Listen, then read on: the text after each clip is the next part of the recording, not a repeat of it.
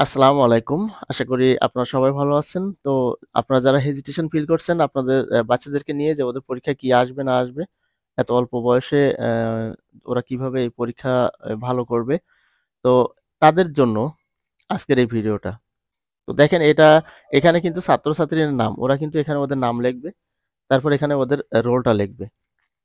তো এই আঙ্গিকে অ্যা যে আমি তো আপনাদের যে প্রশ্নটা দেখাচ্ছি এখান থেকে কিন্তু অনেক আইটেম আসবে। দেখেন এই যে সঠিক উত্তরে টিক চিহ্ন দাও। এখানে কোনটা সঠিক? এটা পড়ে ওদের কিন্তু সঠিক উত্তরটা টিক চিহ্ন দিতে হবে। তো এইভাবে এখানে কিন্তু প্রশ্ন আছে কয়টা? ৮ টা প্রশ্ন আছে। এখানে কম বেশি হতে পারে। প্রশ্নের সংখ্যা কিন্তু কম বেশি হতে পারে। আপনারা একটু ভালোভাবে দেখে নেন। তারপরে আছে কি? তারপরে আছে শূন্যস্থান। এই যে ২ দাগে আছে শূন্যস্থান।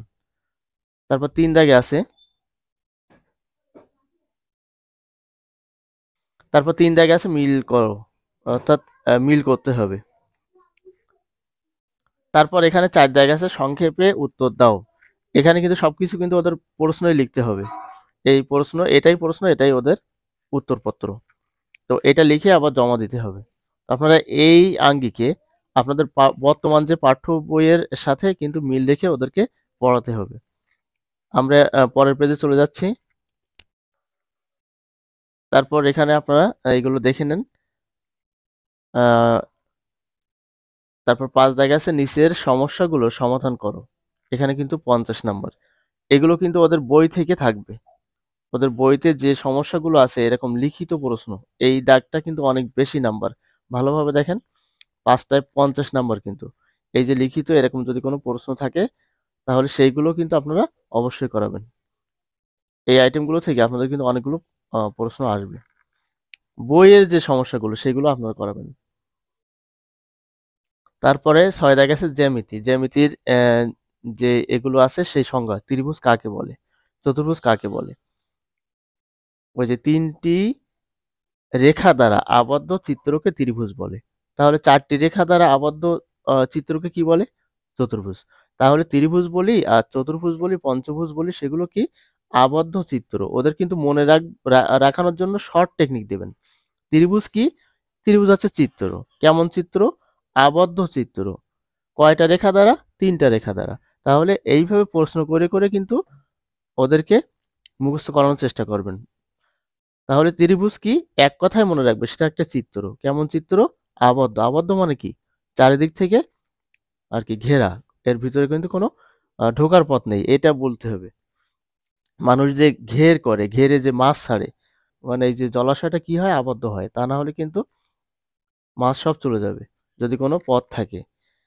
তো এইভাবে ওদেরকে বোঝানোর চেষ্টা করবেন যে ত্রিভুজ কাকে বলে? ৩ টি রেখা দ্বারা আবদ্ধ চিত্রকে ত্রিভুজ বলে। তাহলে ত্রিভুজ হচ্ছে আবদ্ধ চিত্র।